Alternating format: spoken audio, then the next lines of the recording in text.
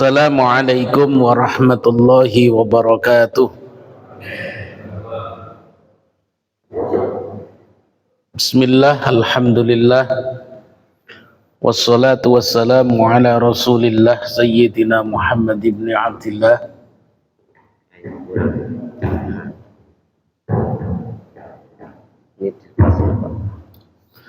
wa ala alihi wa sahabatihi wa man tabi'a sunnatahu wa jama'ata min yaumina hadza ila yaumil ba'si wan nahdhah.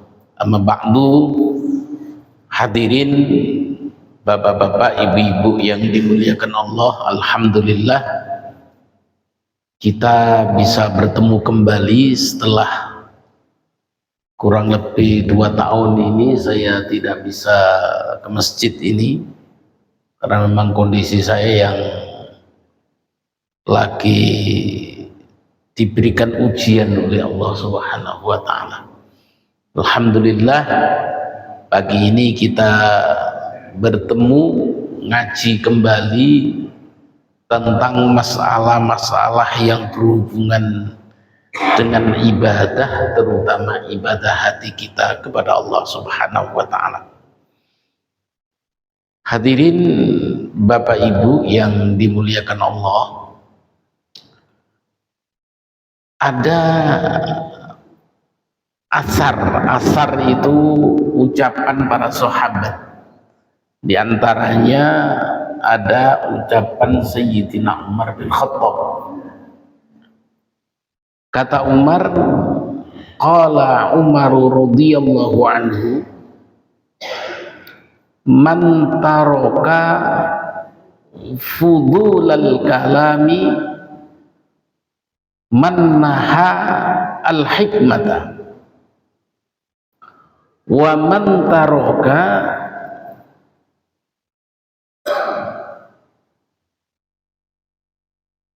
fudulan nazri man naha khusyu'al qalbi wa man taraka fudulat ta'ami man naha ladzatal ibadati. Kata Sayyidina Umar begini, Bapak Ibu, man taraka fudulal kalami, barang siapa orang yang tidak melebih-lebihkan bicara, tidak terlalu banyak bicara, man naha al hikmata, maka orang itu akan bertambah ilmunya. Jadi hikmah itu adalah sebuah ilmu yang berhubungan dengan ibadah kita, terutama ibadah hati. Jadi barang siapa orang yang tidak terlalu banyak ngomong, maka akan tambah ilmunya.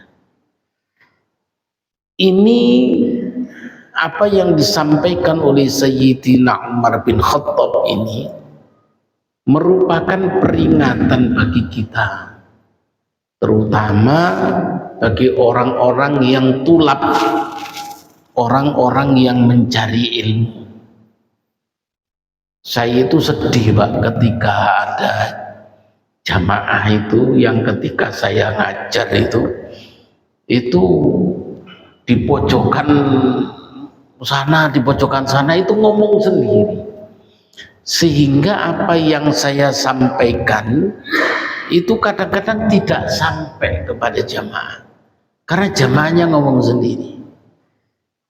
Maka dengan demikian, hadirin sekalian, ketika kita ngaji itu ya dengarkan. Kalau tidak bisa menyerap ilmu secara total, ya minimal 75%. Kalau 75% tidak bisa terserap dalam otak dan hati kita, ya minimal 50%. Artinya ada ilmu yang bisa kita ambil, sehingga dalam melakukan ibadah kepada Allah Subhanahu wa taala kita tidak keliru. Nggak salah, Pak.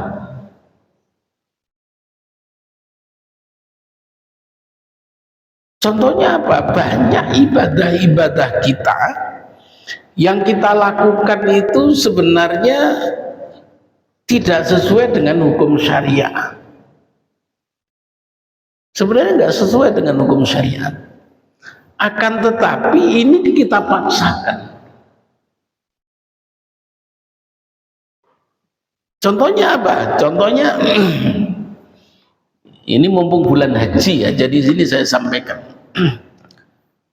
Banyak orang yang melakukan ihram ketika melakukan ihram itu. Orang yang melakukan ihram itu kan tidak boleh Pak pakai pakaian berjahit, ya Pak. Terus tidak boleh pakai topi, tidak boleh apa namanya, kepalanya ini bagi laki-laki ini dikerudungi, atau tidak boleh orang perempuan yang berihram itu pakai niqab. Apa niqab itu? Niqab itu apa Ustaz? Tahu bu niqab itu? Ini cadar, pakai cadar nggak boleh. Akan tapi ketika kita ihram itu masih banyak yang dilakukan kesalahan-kesalahan. Bulan haji kemarin itu banyak orang yang ketika melakukan tawaf itu Pak, itu dalam kondisi ihram pulang dari Mekah itu karena panas itu apa ya, pakaian ihramnya itu ditutupi di kepalanya, dijadikan kerudung orang laki-laki. Ketika dia sudah berihram ya nggak boleh. Saya berapa kali itu ngasih tahu ke jamaah Indonesia ya, itu saya tegur, Pak, ini tidak boleh dijadikan kerudungan kepalanya. Atau mungkin ketika melakukan tawaf itu kan dari mana ya tawaf itu? Lampu hijau itu ya, apa namanya? Hajar Aswad itu. Muter, baru satu kali putaran sudah langsung berdoa di hadapan Ka'bah, di hadapan Multazam.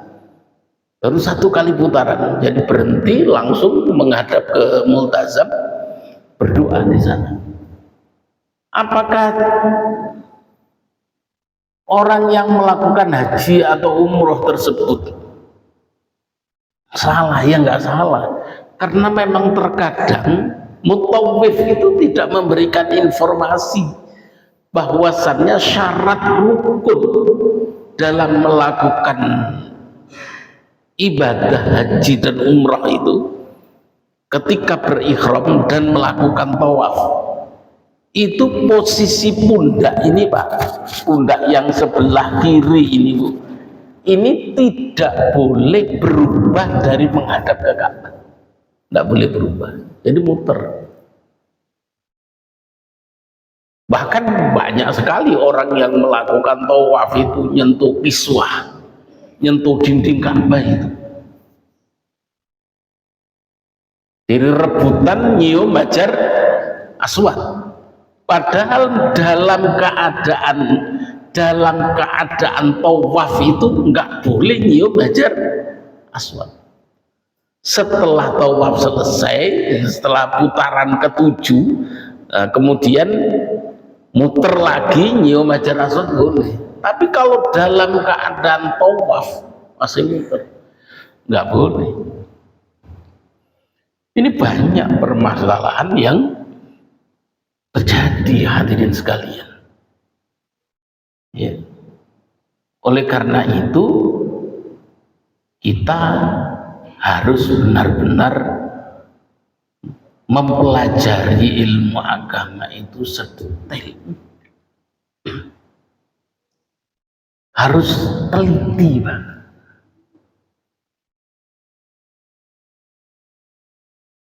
Apakah cuma haji? Enggak cuma haji.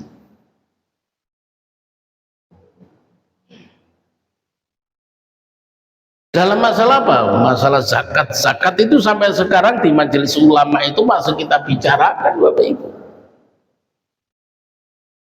berapa jumlahnya, boleh nggak orang zakat dengan uang yang selama ini kita lakukan. Saya di bidang fatwa itu sampaikan ke kawan-kawan, apakah boleh orang yang berzakat dengan uang itu, karena kan zakat fitrah berzakat dengan uang, sementara zakat dengan uang itu sudah biasa kita lakukan. Dalam permasalahan di mazhab 4 itu kan tidak ada, Pak, orang zakat fitrah itu dengan menggunakan uang, kecuali mazhabnya Imam Hanafi. Boleh orang zakat dengan uang itu boleh, bil qimah itu boleh dalam mazhab Hanafi, tapi jumlah yang disampaikan, yang ditentukan oleh mazhab Hanafiyah ini tidak sama dengan jumlah yang disampaikan oleh Imam Maliki, Imam Syafi'i, Imam Hambali. Gak boleh.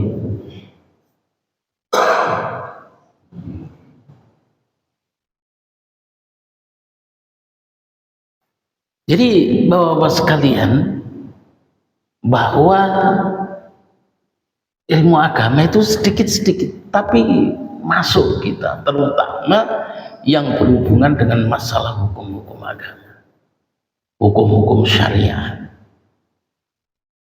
Maka dari itu kita pelajari ilmu fikih itu dengan sebaik-baiknya. Saya itu ilmu fikih itu, Pak, saya hampir semua kitab-kitab fikih itu saya baca, sampai ada sebuah kitab fikih namanya Al-Fiqhul Islami ala Madhahabil Khamsah. Jadi umumnya kalau kita fikih itu kan 4 mazhab, ya kan? Mazhab Hanafi, mazhab Hanafi, mazhab Maliki, terus mazhab Syafi'i, mazhab Hambali. Ini ada mazhab yang 5, Pak. Jadi mazhab Imamiyah. Jadi mazhab Imamiyah itu mazhabnya Syiah sebenarnya. Tapi Syiah ini dalam permasalahan hukum fikihnya itu hampir sama dengan masalah fikihnya orang-orang Sunni. Syiah ini. Itu saya baca, Pak. Tiap hari Selasa yang saya baca kitab itu, yang ikut ya ustadz-ustadz itu. Nah, ini kitabnya di Indonesia nggak ada. Fikih yang ala Madhabil Khamsah itu nggak ada. Jadi saya pesan ke Mesir itu. Jadi ada anak saya yang di Mesir, terus saya suruh pesan kitabnya dari saya itu. Kenapa saya mesti baca pendapat-pendapat ulama yang apa ya, yang berbeda dengan amaliyah kita sehari-hari? Kita khawatir kalau ada perbedaan pendapat yang dilakukan oleh orang lain, jadi saya paham, oh ini orang ini ngikut mazhab ini ikut mazhab ini. Jadi kita tidak mudah menyalahkan, karena sebenarnya fikih itu mahwal fiqh, apa sih fikih itu? Kan kita hanya pernah mendengar ilmu fikih kita aja, tak? Tapi apa sih fikih itu? Ilmu fikih itu apa? Ilmu fikih itu begini. Al-ilmu bi ahkamis syar'iyyati al-amaliyati al-muktasibi bi adillatiha at-tafsiliyah. Ini fikih. Fikih itu begini. Ini dalam kitab Al-Ihkam fi Usulil Ahkam. karangan Syekh Syarifuddin Al-Amidi. Fikih itu, ilmu fikih itu adalah ilmu yang mempelajari tentang hukum-hukum syariat amaliyah. Syariat amaliyah itu syariat yang kita lakukan sehari-hari, Pak. Mulai dari hukum ibadah, hukum perdagangan, hukum pernikahan, hukum jinayah.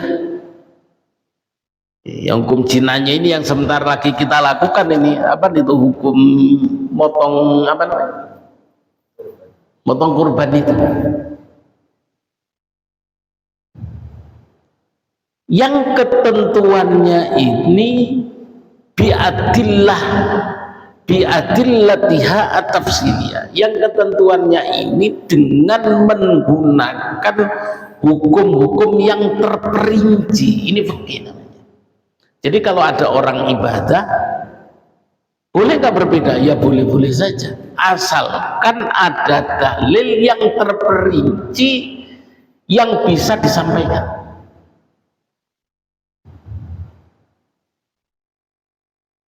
Sehingga saya itu kan rame Pak yang mengenai sholat raweh itu, yang sholat raweh 8 rakaat katanya yang 20 rakaat bid'ah, yang katanya yang 20 rakaat enggak ada sholat raweh itu 8 rakaat.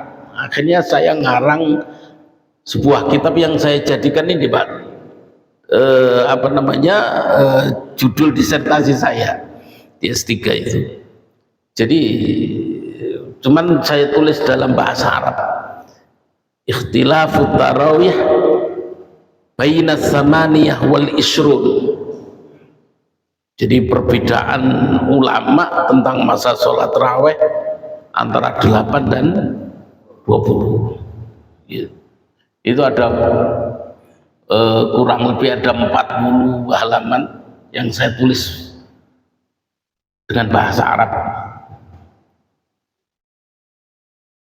Saya juga mengkritisi kawan-kawan yang 20 rakaat kemarin sholatnya dengan witir 2 salam itu. Saya memberikan masukan, sebenarnya sholat witir itu dengan 2 salam ini sholat yang teraneh, saya gitu kan. Loh, kenapa teraneh? Karena setahu saya witir itu sholat raweh, sholat yang jumlahnya berapa? Ganjil, iya kan? Witir itu kan jumlahnya ganjil, 1 rakaat, terus 3 rakaat, terus 5 rakaat, terus berapa lagi? 7 rakaat, 9 rakaat. Ini witir, tapi 1 salam.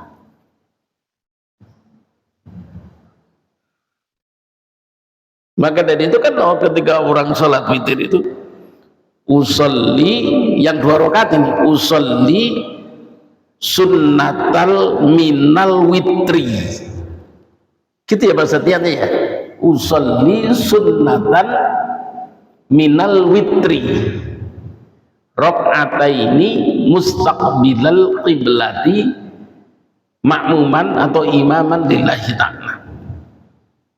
Kalau kita maknanya begini, usolli, saya niat sholat sunnatan, sholat sunat minal witri, yang bagian daripada sholat witir. Berarti karena menyebutkan yang bagian daripada sholat witir, berarti nanti ada sholat witir lagi kan itu. Nanti ada sholat witir lagi, minal witri rakaataini mustaqbilal qiblati lillahi ta'ala. Malah sholatnya 2 rakaat yang menghadap kiblat lillahi ta'ala. Berarti sholat ini, orang ini udah janji sama Allah, ya Allah, saya niat melakukan sholat yang menjadi bagian daripada sholat witir 2 rakaat, berarti nanti ada sholat lagi. Sementara sholat itu ketentuannya diakhiri dengan salam. diakhiri dengan salam. Ketika salam maka kedudukan sholat tersebut sudah mustaqilah, kedudukannya sudah sempurna, sudah selesai sholat itu. Tapi nanti ada sholat lagi. Ini kadang-kadang saya mikir, ini kok begini ya.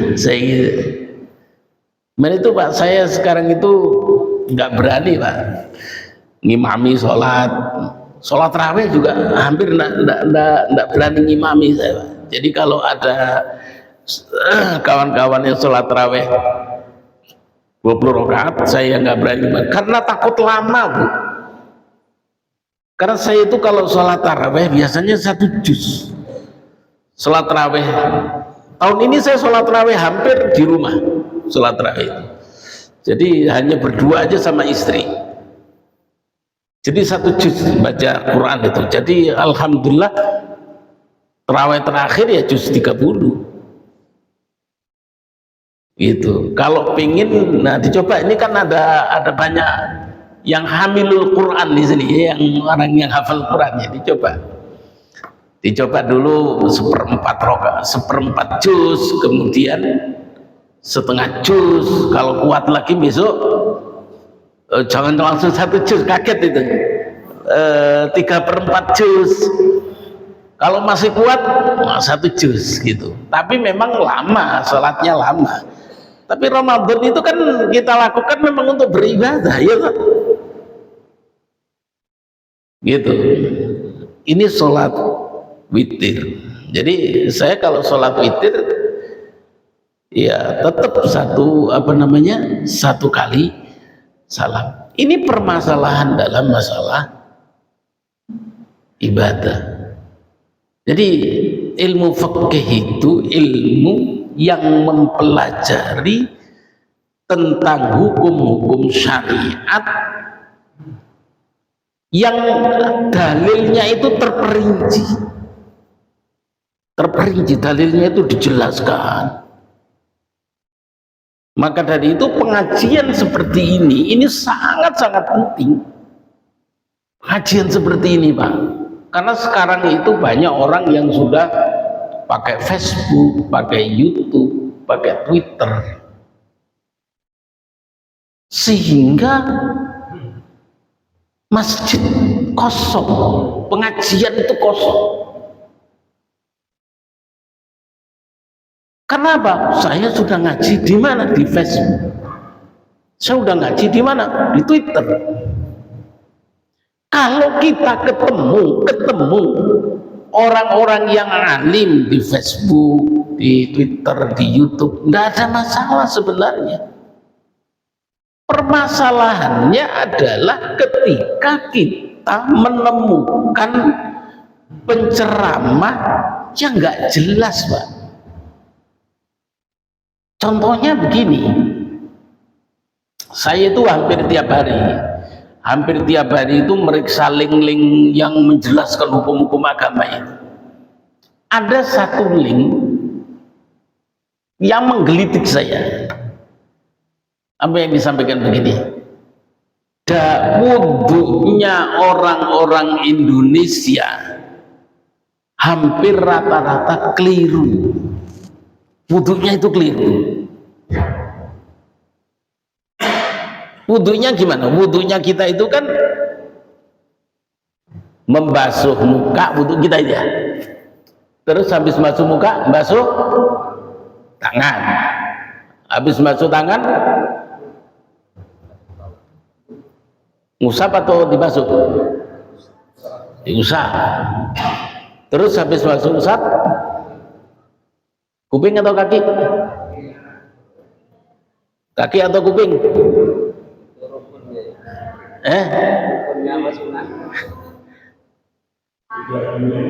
Kaki lah, kaki. Kalau kuping kan sunnah ya. Dari mana dalilnya itu? Dalilnya itu adalah satu ayat Quran. Ya ayyuhalladzina amanu idza kuntum ilas sholati faghsilu wujuhakum wa aydiyakum ilal marafiqi wamsahu liru'usikum wa arjulakum ilal ka'bain. Ini 4 Pak, berarti 4. Sementara dalam fikih, dalam kitab-kitab fikih, rukun wudhu itu ada 6. Betul ya? Dan mulai dari kitab kecil, kitab Safinatun Najah, Fathul Qorib, Fathul Mu'in, Fathul Wahab. Ini kitab di tab saya ini ada 7.000 kitab ini Pak di sini.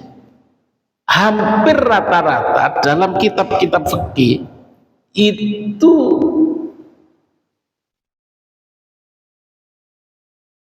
rukun wudhu itu ada 6. Pertama apa? Ya. Yang kedua, basuh muka. 3, tangan. 4, usap rambut, kepala. 5, kaki. 6, tertib. Pertanyaan saya, kalau ayat Quran menjelaskan 4, sementara ilmu fikih menjelaskan 6, mana yang benar? Mana yang benar Bu? Ayat Quran atau ilmu fikih? Orang rata-rata berpikir pasti beneran beneran ayat Quran, bukan ilmu fikih. Berarti ilmu fikihnya salah. Itulah link itulah yang menjelaskan. Selama ini dalam ayat Quran itu 4, tapi kenapa dalam ilmu fikih itu 6? Banyakan mana? Banyakan fikih kan? Kelebihan 2. Ayat Quran menjelaskan rukun wudhu itu basuh kepala, basuh tangan, ngusap kepala, terus habis ngusap kepala basuh kaki. 4 kan? Sementara fikih 6. Niat, basuh muka, basuh tangan, ngusap kepala, basuh kaki, dan tertib. Ini salah, fikih ini salah berarti. Yang benar ayat Quran, semuanya akan sama, punya pemikiran seperti itu. Padahal ilmu fikih itu hanya memberikan penjelasan yang 2 ini. Penjelasannya apa? Kenapa orang yang wudhu itu harus niat? Harus niat. Dan kenapa niatnya kok bersamaan dengan membasuh muka? Kan begitu Bu? Karena memang ada hadis yang menjelaskan bahwasannya setiap perbuatan yang baik itu harus ada niatnya. Innamal a'malu binniyati. Setiap perbuatan itu pasti tergantung niatnya. Dari sinilah kemudian para ulama itu mensepakati bahwasannya niat itu masuk dalam rukun. Tapi kan saya sudah niat Pak, ketika dari kamar mau ke kamar mandi mau wudhu, saya udah niat wudhu. Itu bukan niat, itu bukan niat. Kalau baru kerentek itu bahasa Jawa ya, bahasa Indonesianya apa namanya kerentek itu? Sudah ada keinginan, dalam hati, saya mau wudhu lah. Itu namanya bukan niat, namanya azam. Dan dalam mazhab Syafi'i, azam itu tidak disebut sebagai niat. Maka ketika ada orang yang melakukan azam dalam melakukan ibadah, maka ya tidak sah, kecuali itu niatnya niat puasa. Karena kalau niat puasa harus dilakukan sebelum puasanya. Jadi Bapak Ibu sekalian, ini permasalahannya. Terus kemudian kenapa kok ulama nambahin tertib dari 4 tadi itu menjadi 6, yang terakhir nambahin tertib? Karena ayat dalam ya ayyuhalladzina amanu idza kuntum ilas sholati faghsilu wujuhakum wa aydiyakum ilal marafiqi wamsahu li ru'usikum wa arjulakum ilal ka'bain, itu diurut. Maka menurut mazhab Syafi'iyah, ketika ada ayat yang diurut itu, maka kedudukan ayat itu harus berurutan. Maka dengan demikian pertanyaannya, apakah boleh orang yang wudhu itu, kalau kita wudhu diawali dari apa nih? Dari apa Ustaz orang wudhu? Rukunnya ya, setelah niat basuh muka. Boleh nggak? Yang biasa kita lakukan kan itu kan, basuh muka, habis itu tangan, habis itu ngusap kepala, habis itu kaki. Pertanyaannya, boleh nggak kita wudhu dengan melakukan basuh kaki dulu? Boleh nggak, Bu? Bu, boleh nggak kakinya dulu dibasuh? Nawa itu wudhu ali rofil, kaki dulu dibasuh, bukan dulu dibasuh. Boleh nggak, Pak? Menurut mazhab Syafi'i nggak boleh. Jadi menurut mazhab Syafi'i nggak boleh. Tapi kalau menurut mazhab Maliki boleh. Jadi orang wudhu tidak harus diurut dulu. Dari mana namanya? Dari basuh muka, basuh tangan. Jadi mazhab Maliki itu boleh orang wudhu kemudian basuh kaki dulu, sah, atau basuh ngusap kepala dulu, sah. Terus basuh tangan, habis basuh tangan basuh muka.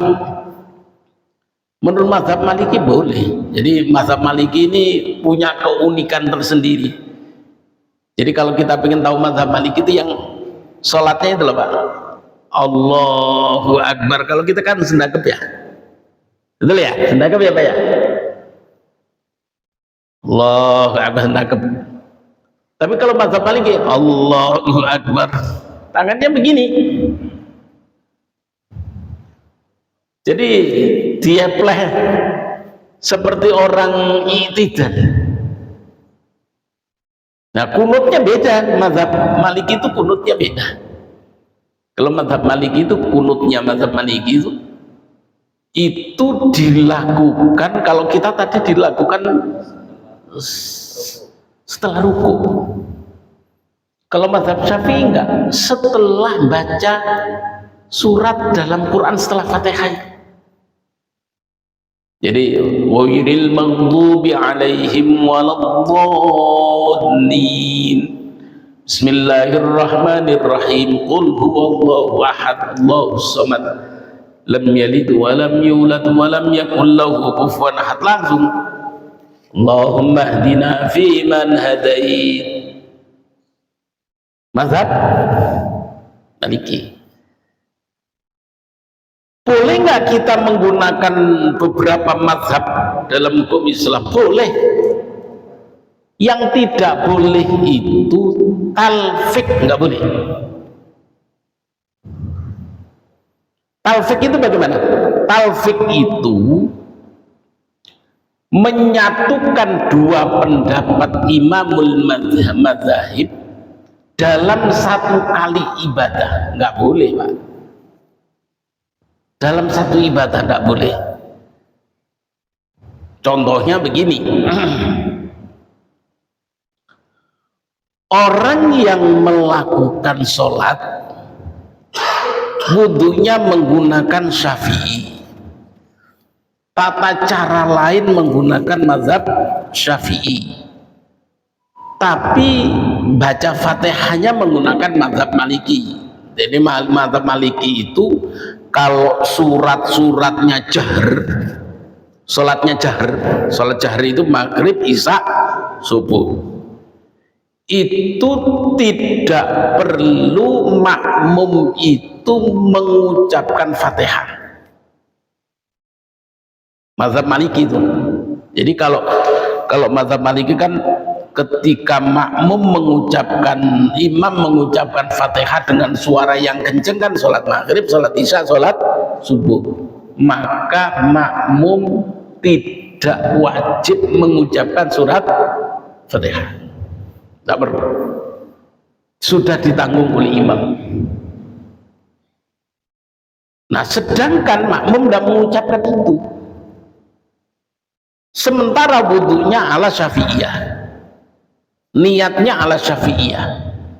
Nah ini kan satu kali ibadah, maka secara otomatis ini namanya talfiq, tidak boleh, haram hukumnya. Semua ulama sepakat haram hukumnya, kecuali dalam keadaan darurat. Misalkan orang melakukan tawaf nyentuh perempuan yang bukan muhrim, kalau menurut mazhab Syafi'i batal. Sementara kalau tawaf itu karena campur jadi satu, mudah batal kalau nyentuh perempuan yang bukan muhrim. Sehingga apa? Sehingga dalam masalah ini orang itu boleh melakukan melakukan tawaf terus nyentuh perempuan, tidak menggunakan mazhab Syafi'i. Ini bagi orang yang bermazhab Syafi'i. Karena saya mengatakan Syafi'i terus karena memang orang Indonesia rata-rata mazhabnya Syafi'i. Ini permasalahan ini panjang. Ini kalau saya cek satu-satu ini tidak cukup waktunya. Jadi ibadah yang kita lakukan itu sering sekali tidak sesuai dengan hukum syariah. Nah pertanyaannya, mahia asyariat, syariat itu apa? Kita sering mengucapkan tegakkan hukum syariat, padahal kita tidak paham hukum syariat. Hukum syariat begini, asy-syari'atu hiya ayyatiyan nasu Qur'anin au sunnatin au fi'lun nabi sallallahu alaihi wasallam au iqrarin minhu alaihi salatu wasallam au ijma'in. Bagaimana ini penjelasan syariat ini? Ini insya Allah akan kita bahas pada pertemuan yang akan datang. Habis waktunya. Kalau diundang lagi nanti saya datang. Baik, saya begini. Alhamdulillah kepada Allah Subhanahu wa taala masuk sesi tanya jawab ya. Yang ingin bertanya monggo dipersilahkan.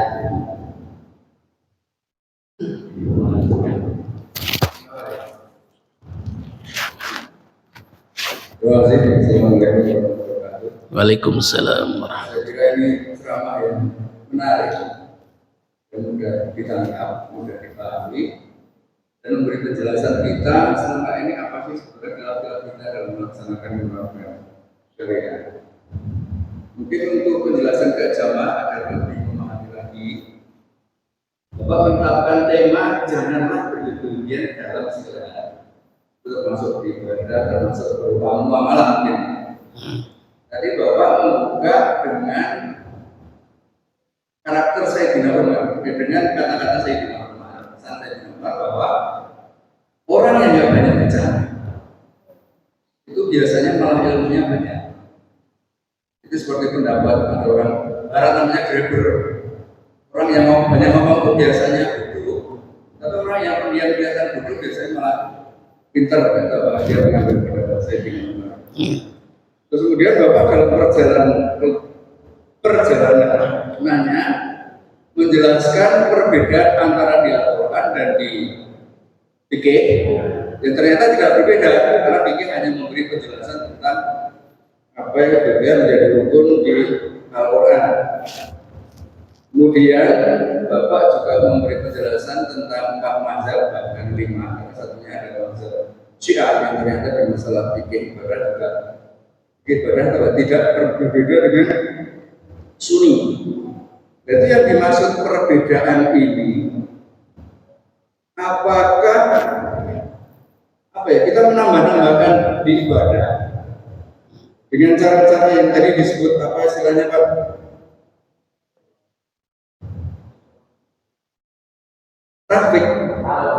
Talfik.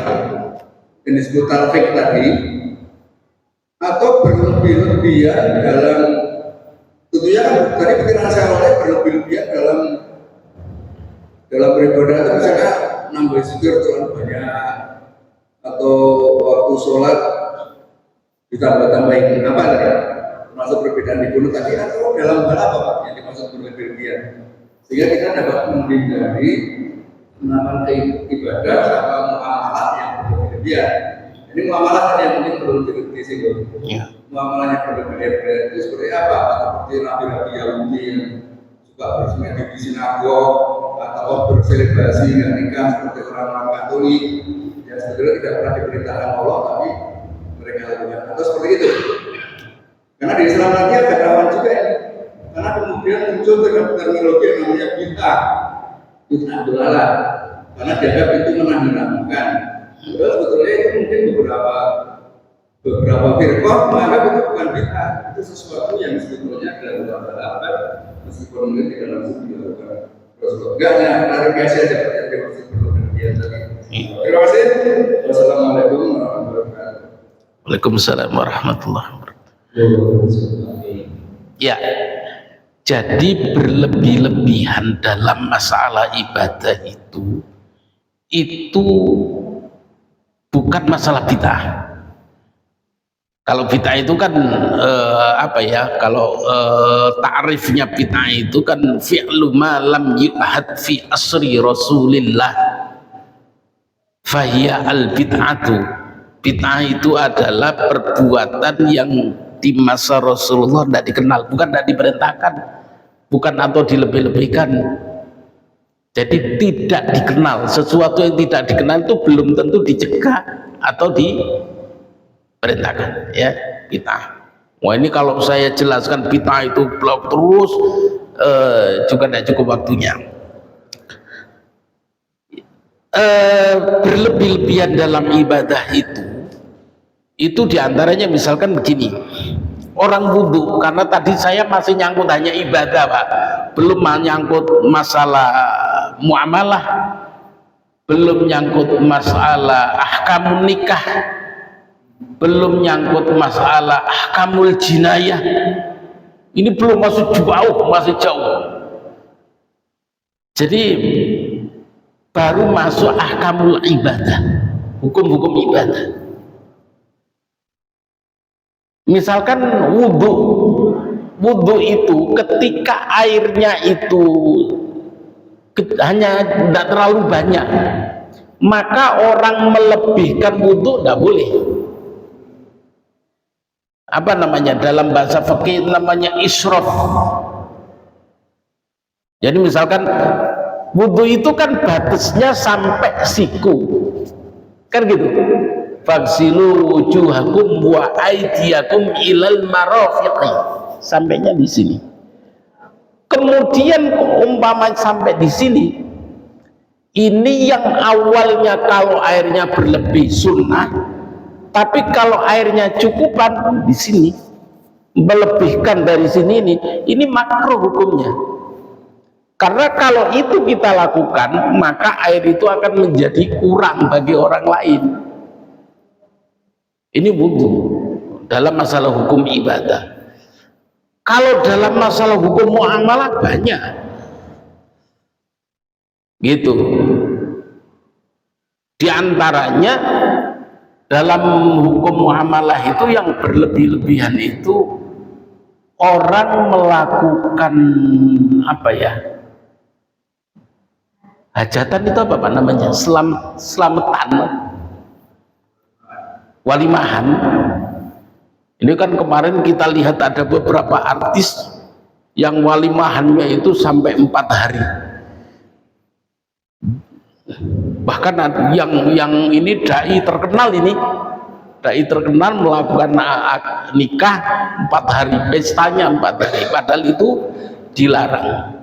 Karena itu berlebih-lebihan. Ini berlebih-lebihan dalam masalah hukum syariat.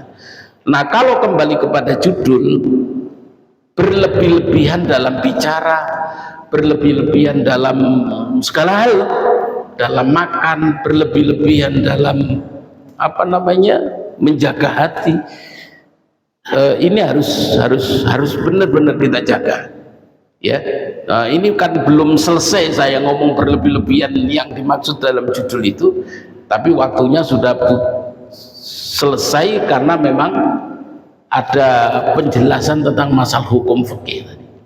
Ya, jadi Bapak Ibu sekalian, intinya bahwasannya jangan terlalu banyak berlebih-lebihan makan, berlebih-lebihan bicara, dan berlebih-lebihan yang lainnya. Kenapa? Karena tidak setiap sesuatu yang berlebih-lebihan itu akan mempunyai nilai manfaat buat kita. Kira-kira seperti itu, Bapak. Yang lain barangkali ada yang bertanya. Cukup ya, nah waktunya sudah selesai dan ya nanti ada pertemuan lagi dilanjut di rumah berkah atau kita sarapan bersama. Terakhir Pak Kiai mohon untuk baik Bapak Ibu, barusan kita selesai membahas sedikit masalah hukum agama. Nanti akan kita bahas kembali di waktu yang lain tentang masalah hukum ibadah, hukum muamalah, hukum nakahat, hukum jinayah dan lain sebagainya, agar kita faham terhadap masalah-masalah hukum agama.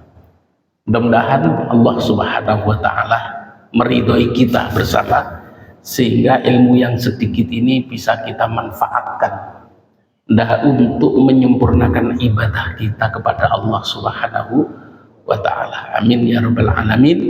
Ala hadin niyah wa kulli niyatin salihah wa ila hadratin Nabi Muhammadin sallallahu alaihi wasallam. Al-Fatihah. Bismillahirrahmanirrahim. Alhamdulillah.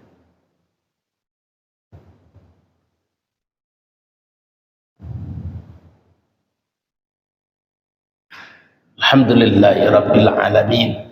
Hamdan yuwafi ni'amahu wa yukafi'u mazidah. Ya Rabbana lakal hamdu wa lakal syukru wa lakal mulku kama yanbaghi li jalali wajhikal karimi wa 'azimi sultanik. Allahumma salli ala sayyidina Muhammadin al-Fatih lima ughliqa wal khatim lima sabaq nasiril haqqi bil haqqi wal hadi ila siratikal mustaqim wa ala alihi wa sahbihi haqqa qadrihi wa miqdaril 'azim. Allahumma aftah alaina bifutuhil arifin. Allahumma aftah alaina bifutuhil arifin. Allahumma aftah alaina bifutuhil arifin. Allahumma a'inna ala dzikrika wa syukrika wa husni ibadatik. Rabbana atina fid dunya hasanah wa fil akhirati hasanah wa qina adzaban nar. Rabbana taqabbal minna innaka antas samiul alim wa tub alaina innaka antat tawwabur rahim. Bifadli subhana rabbika rabbil izzati amma yasifun. Salamun alal mursalin walhamdulillahi rabbil alamin.